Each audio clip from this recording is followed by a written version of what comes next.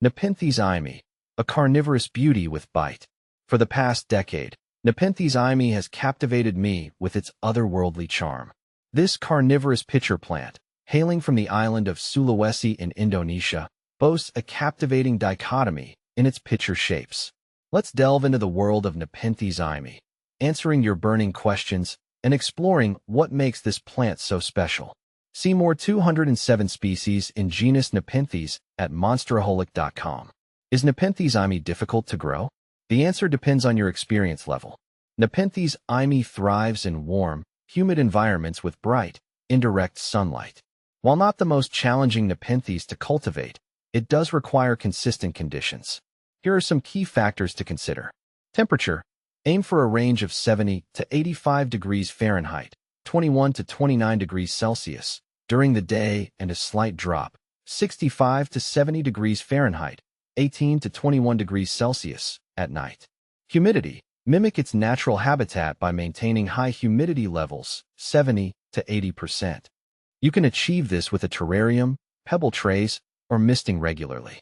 Light. Provide bright, indirect sunlight. Avoid harsh, direct sun, which can scorch the leaves. Water.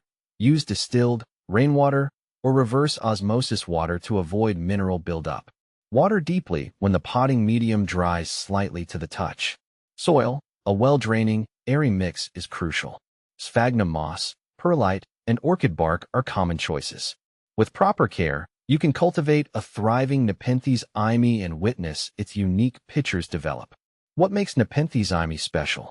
Nepenthes Eymae's defining characteristic lies in its remarkable pitcher dimorphism. Here's the breakdown.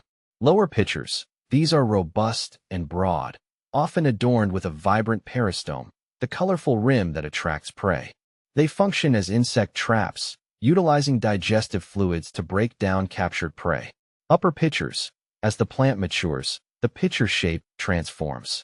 Upper pitchers become more slender and funnel-shaped, resembling elegant wine glasses. The purpose of this change is still debated, but it's believed to attract different prey or function in fluid absorption. This captivating contrast in pitcher form makes Nepenthes Eymae a standout among Nepenthes species. Nepenthes Eymae versus Nepenthes maxima. Are they twins? Nepenthes Eymae and Nepenthes maxima are close relatives, often causing confusion. Here's a quick comparison. Pitchers. Nepenthes Eymae's pitchers are generally smaller and have a more prominent peristome in the lower traps. Nepenthes maxima boasts larger pitchers with a less pronounced rim. Leaf shape. Nepenthes Eymae's leaves tend to be broader and more rounded, while Nepenthes maxima's leaves are narrower and more elongated.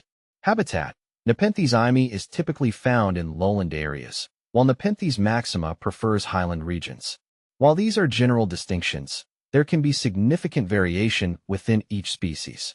Some Nepenthes Eymae specimens might resemble Nepenthes maxima, making identification tricky. Beyond the basics, additional tips for success. Here are some final pointers for cultivating a happy Nepenthes Eymae.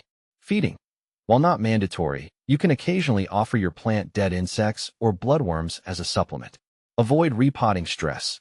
Repotting can disrupt the plant's growth. Only repot when necessary, using a sterile container with proper drainage holes. Enjoy the journey. Be patient. Nepenthes Eymae is a slow-growing plant. The satisfaction of witnessing its unique pitchers emerge is well worth the wait. Common problems and solutions. Brown leaves. This could indicate insufficient humidity, low light, or root rot. Increase humidity, adjust light levels, and ensure proper drainage to resolve. Stunted growth. Check for signs of pests like mealybugs or aphids. Treat promptly with organic insecticides if necessary. Nutritional deficiencies can also hinder growth. Consider a very dilute, carnivore-specific fertilizer. Lack of upper pitchers. Patience is key. Upper pitchers often develop as the plant matures. Ensure optimal growing conditions to encourage this transformation. Advanced care techniques. Climbing support. As Nepenthes Eymae is a vining plant, providing a moss pole or trellis can encourage climbing growth.